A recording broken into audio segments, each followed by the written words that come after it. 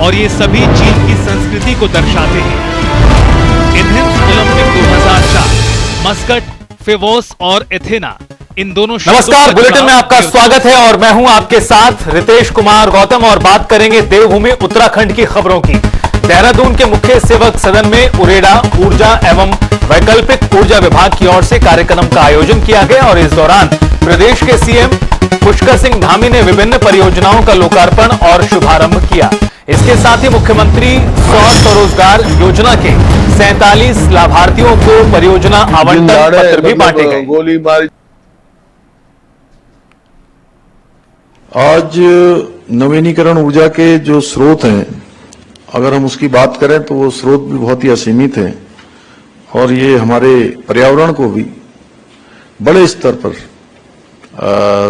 एक तरह से मैं कहूँ संरक्षित रखने में, अपना योगदान देने में बहुत ही सक्षम हैं। इसलिए ये रिन्यूएबल एनर्जी के स्रोत, पारंपरिक जीवाश्म आधारित ईंधन के एक बेहतर जो ऑप्शन होते हैं, बेहतर जो विकल्प हैं, उसके रूप में उभरे हैं।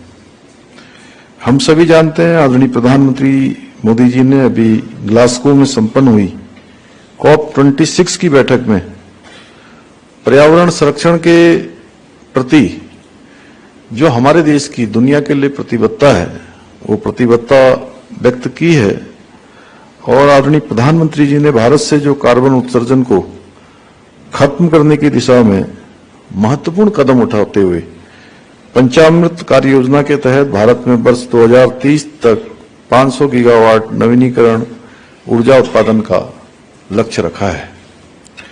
इसके साथ ही एक लंबी दीर्घकालिक योजना 2070 तक 2070 तक देश को नेट जीरो यानी कार्बन न्यूट्रल बनाने का भी लक्ष्य रखा गया है। आदरणीय प्रधानमंत्री जी ने हाइड्रो उत्पादन और उद्योगों में जो स्वच्छ ऊर्जा है उसको बढ़ावा देने हेतु राष्ट्रीय हाइड्रोजन मिशन की शुरुआत के साथ ही ऊर्जा दक्षता ब्यूरो, इसकी भी स्थापना करने का काम किया है। और आज प्रधानमंत्री कुसुम योजना के तहत किसानों को सौर पंप, सौर ऊर्जा संयंत्रों की स्थापना के लिए जो सब्सिडी प्राप्त हो रही है, समर्थन प्राप्त हो रहा है, जिससे कृषि क्षेत्र में जो हमारी रिन्यूएबल एनर्जी का उपयोग है वो तेजी से बढ़ रहा है। भाइयों बहनों, हमारे प्रदेश में सौर ऊर्जा और जल विद्युत के क्षेत्र में, हाइड्रो के क्षेत्र में असीम संभावनाएं हैं। प्रदेश में सौर ऊर्जा की अधिकतम परियोजनाओं को स्थापित करने के लिए हमारी सरकार पिछले सालों में नवीन सौर ऊर्जा नीति हमने बनाई है और समय समय पर उस नीति में हमने संशोधन भी किया है। मतलब अनेक जो हितधारक हैं, उन हितधारकों के साथ हमने बैठक की है, उनके विचार जाने हैं, उनके सुझाव लिए हैं और जहां पर नीति में शिथिलीकरण करना है या कोई नई चीज जोड़नी है, वह भी हमने स्वीकार करने में कोई देरी नहीं की है। तो वहीं नई दिल्ली में केदारनाथ धाम के नाम से मंदिर बनाने को लेकर विवाद के बीच धामी कैबिनेट ने बड़ा फैसला किया है। दरअसल सरकार ने बद्रीनाथ, केदारनाथ, यमुनोत्री और गंगोत्री धाम के नाम का दुरुपयोग रोकने के लिए कानून बनाने का फैसला किया। इसके तहत उत्तराखंड के प्रमुख मंदिर के नाम से यदि कोई व्यक्ति प्रसिद्ध और पवित्र धामों से मिलते जुलते नामों को लेकर मंदिर, धाम या फिर कोई ट्रस्ट बनाता है तो सरकार इस पर कार्रवाई करेगी। वहीं इस फैसले के बाद कांग्रेस लगातार सरकार पर सवाल उठा रही है। कांग्रेस के प्रदेश अध्यक्ष करण माहरा का कहना है कि बीजेपी इस पूरे मामले को भटकाने में लगी है, इसलिए कांग्रेस आगामी 24 तारीख से हर की पैड़ी में स्नान करने के बाद केदारनाथ मंदिर तक अपनी पद यात्रा शुरू करेगी। देखिए, कल हमने मंत्रिमंडल में ये निर्णय लिया है कि हमारे धाम हैं या हमारे जो भी प्रसिद्ध हमारे आस्था श्रद्धा के केंद्र हैं, उनका कोई दुरुपयोग कहीं न कर पाए। उसके कारण से कई बार आस्था को ठेस पहुंचती है, लोगों में भी आक्रोश होता है। इसलिए चूंकि देवभूमि होने के नाते देवभूमि से सरकार का भी दायित्व बनता है, इसलिए हमने एक कदम उठाया कि आगे से कोई भी धामों का जो है गलत तरीके से अपने हित के लिए प्रयोग नहीं कर पाएगा उनके नाम। नहीं, आप देखिए मंदिर बनने पर एक अलग विषय है, लेकिन धामों के नाम से ये किसी को हम इतनी वो नहीं दे सकते कि हमारे पवित्र धामों का उपयोग अपने किसी हित के लिए करें। इसलिए हमने ये निर्णय लिया है। इस देवभूमि के देवतुल्य स्वरूप को बनाए रखने के लिए पुष्कर सिंह धामी जी का जो योगदान है वो सदैव यहाँ की जनता याद करेगी। कल का ऐतिहासिक निर्णय हुआ है, मंदिर बनने पर कहीं रोक टोक नहीं, श्रद्धा के हिसाब से व्यक्ति अपना मंदिर, अपने आराध्य देव का मंदिर बना सकता है। लेकिन क्योंकि उत्तराखंड की 4 धाम, बद्रीनाथ धाम, केदारनाथ धाम, गंगोत्री धाम, यमुनोत्री धाम, इस धाम के नाम पर धाम जोड़ते हुए मंदिर के नाम पर जो कल कैबिनेट ने निर्णय लिया है कि इस प्रकार की अनुमति किसी को नहीं दी जाएगी, मैं इस निर्णय का स्वागत करता हूं। मुझे पूरा विश्वास है कि उत्तराखंड के अंदर जितना पंडा समाज है, पुरोहित समाज है, संत समाज है, ये इससे बहुत संतुष्ट है।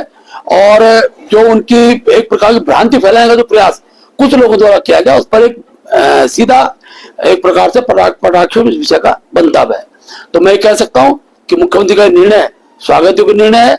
और कांग्रेस का जो केदारनाथ की विधानसभा के बाई इलेक्शन को देखते हुए जो एक प्रकार से भ्रांति फैलाने का जो जनता के बीच जो काम किया जा रहा था, पूरे देश के अंदर उत्तराखंड की यात्रा को प्रभावित करने का जो काम किया जा रहा था, उस पर इस निर्णय के बाद बहुत बड़ा ब्रेक लगा है। मैं मुख्यमंत्री जी का बहुत आभार व्यक्त करता हूं। और मुख्यमंत्री जी ने हमें पूरा आश्वासन दिया है, श्री केदारनाथ धाम जो बुराड़ी में बनने जा रहा है, ये नाम उन्होंने तत्काल हटा दिया है। यदि रौतेला जी ने जबरदस्ती कर दिया है तो हम लोग कोर्ट भी जा सकते हैं और हम तब तक आंदोलन तोड़ेंगे नहीं जब तक जो है इन्होंने ये जो केदार का स्वरूप है और जो केदारनाथ के नाम से जो मंदिर बुराड़ी में बन रहा है, तत्काल उनको ये स्वरूप बंद करना होगा। जो यहाँ का QR कोड नंबर उन्होंने रखा है वो भी उनको बंद करना पड़ेगा। और फिलहाल जो है हम माननीय मुख्यमंत्री जी ने जो हमें आश्वासन दिया है, उनके आश्वासन से हम लोग जो है संतुष्ट हो गए हैं और हम फिलहाल इस आंदोलन को जो है स्थगित कर रहे हैं। और मैं सभी लोगों का आभार व्यक्त करता हूं। और माननीय मुख्यमंत्री जी ने जो है जब हमारा जो है देवस्थानम बोर्ड का आंदोलन चल रहा था, मैं उनको धन्यवाद देता हूं। जो बुराड़ी में केदारनाथ धाम बनने वाला था, उसके संदर्भ में कल हमारे केदार सभा अध्यक्ष पंडित राजकुमार तिवारी जी की माननीय मुख्यमंत्री जी से वार्ता हुई और उस वार्ता में हमें आश्वासन दिया गया है कि ये जो मंदिर है इसका स्वरूप और इसके नाम पर पुनर्विचार होगा और इसका नाम बदला जाएगा। पूर्व में भी माननीय मुख्यमंत्री जी ने देवस्थानम बोर्ड में हमारा जो सहयोग दिया था, उसी के आधार पर आज हम इस आंदोलन को फिलहाल के लिए कुछ समय के लिए स्थगित कर रहे हैं। दिल्ली की बुराड़ी में केदारनाथ धाम मंदिर के निर्माण को लेकर एक विवाद के बाद मुख्यमंत्री ने हस्तक्षेप किया और हस्तक्षेप के बाद उसके नाम को परिवर्तित कर दिया गया। साथ ही साथ कैबिनेट की बैठक में मुख्यमंत्री ने अहम फैसला लिया और इसे पारित भी किया कि चाहे उत्तराखंड हो या उत्तराखंड से बाहर के राज्य हो, वो कभी भी उत्तराखंड के जो 4 धाम है, केदारनाथ, बद्रीनाथ, गंगोत्री और यमुनोत्री, के नाम का दुरुपयोग नहीं कर पाएंगे। ना तो वो इस नाम से ट्रस्ट बना पाएंगे और ना ही किसी भी प्रकार की व्यापारिक कार्रवाई कर सकेंगे। तो इस प्रकार से केदारनाथ धाम को लेकर के जो उपजा विवाद था, इसको लेकर मुख्यमंत्री ने एक बहुत बड़ा अहम फैसला लिया। लेकिन यहाँ पर प्रश्न है, कांग्रेस के द्वारा लगातार यह प्रश्न उठाया जा रहा है कि राज्य जो कानून बना रही है, क्या ये पूरे भारत में लागू होगा? आखिर किस प्रकार से उसको लागू किया जाएगा? वही कांग्रेस लगातार यह सवाल खड़ा कर रही है और यह कह रही है कि भाजपा इस मुद्दे पर लोगों को भ्रमित करने का काम कर रही है। इसलिए 24 तारीख से कांग्रेस के द्वारा हर की पौड़ी में स्नान करके कांग्रेस के प्रदेश अध्यक्ष करण महाराज केदारनाथ धाम तक पैदल यात्रा करेंगे और लोगों को भाजपा की इस नीतियों के विषय में समझाएंगे। कोई प्रश्न अमित भट्ट के साथ मैं यशानंद, जनता टीवी, देहरादून। केदारनाथ धाम को लेकर स्वामी अविमुक्तेश्वरानंद महाराज के सनसनीखेज बयान को लेकर माहौल गरमाया हुआ है, जिसका शांभवी पीठाधीश्वर और शंकराचार्य परिषद के अध्यक्ष स्वामी आनंद स्वरूप महाराज ने खंडन किया। अविमुक्तेश्वरानंद जी महाराज राखी सावंत की तरह हर हफ्ते कोई न कोई सनसनी फैला देते हैं। अब उस सनसनी पे सरकार को कितना सीरियस होना चाहिए, नहीं होना चाहिए, वो अलग विषय है। लेकिन किसी भी तीर्थ की मर्यादा, पिछली बार लगाया गया कि पीतल लगा दिया गया सोने पे, वो बात शांत हुई। अब हो गया कि 228 किलो सोना गायब हो गया। वो किसका सोना था, कहाँ सोना था, कौन सा सोना था, उसका तथ्य क्या है? इस प्रकार से अनर्गल राजनीतिक बयान देना रोज रोज, यह एक सन्यासी के लिए शोभा नहीं देता है। मैं बार बार कहता हूं कि अभी जो शंकराचार्य पीठ का विवाद है वो समाप्त नहीं हुआ। सुप्रीम कोर्ट में अभी मामला चल रहा है, उस पद पे स्टे है, फिर भी शंकराचार्य पद का दुरुपयोग करके रोज रोज एक इस प्रकार का बयान देना, यह बिल्कुल निंदनीय है और असहनीय है।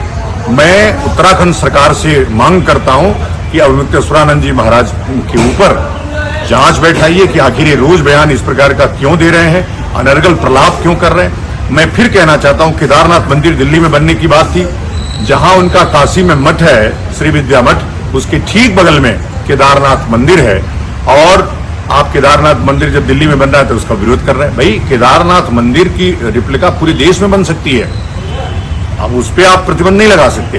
हाँ, केदारनाथ जो ज्योतिर्लिंग है वो एक ही है, और वह है उत्तराखंड के केदारनाथ धाम में।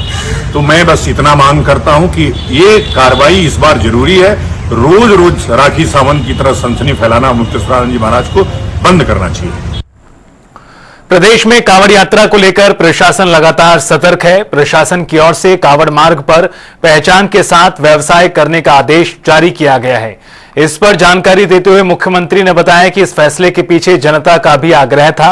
दरअसल हर की पैड़ी पर कई ऐसी घटनाएं सामने आईं जब अपराधी ने नाम बदलकर अपराध किया और समय के अनुसार प्रशासन को मुश्किलों का सामना करना पड़ा। इन सब चीजों से बचने के लिए सरकार ने फैसला किया है। देखिए, ये चूंकि आप लोगों को जानकारी इसकी आज हुई होगी शायद, मेरे ख्याल से, कि हमने ऐसा निर्णय किया है। ये निर्णय हमने 12 तारीख को ही कर लिया था। 12 तारीख को जब हम वहां पर बैठक कर रहे थे कांवड़ मेले से संबंधित तैयारियों की, उस दिन हमने निर्णय किया था। क्योंकि इसके पीछे हेतु यह है कि अनेक लोगों ने इस बारे में कहा है कि बाद में कई बार बहुत वैसी स्थिति पैदा होती है कि नाम बदल के लोग जो है अपनी पहचान छुपा के जो है दुकान खोल रहे हैं या कोई अन्य कारोबार कर रहे हैं। तो ठीक नहीं है, सबका आइडेंटिफिकेशन होना चाहिए। जो भी है, अपनी पहचान छिपाने में किसी को क्या दिक्कत है? तो आप अपना नाम बता के तो यहाँ आए हैं ना, तो इसमें किसी को क्या दिक्कत होनी चाहिए? ये किसी को टारगेट करके या किसी को नुकसान पहुंचाने के लिए नहीं है।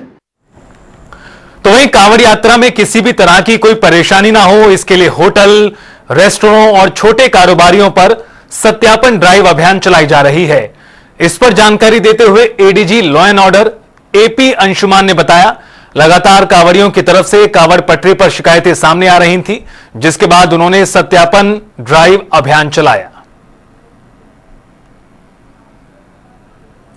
यात्रा मार्ग पे आपने देखा होगा, विगत वर्षों में भी और इस साल भी छोटी छोटी बातों को लेकर विवाद हो जाता है। जैसे कल प्याज लहसुन को लेकर वाले खाने को परोसने को लेकर के विवाद हो गया था। तो इस तरह के ये विवाद तभी हो जाता है जब रेट लिस्ट नहीं लिखा रहता है। पता चला कि कोई सामान खरीदा किसी ने और उसका एग्जॉर्बिटेंट रेट पे पैसे मांग लिए गए, उसको लेकर विवाद हो जाता है।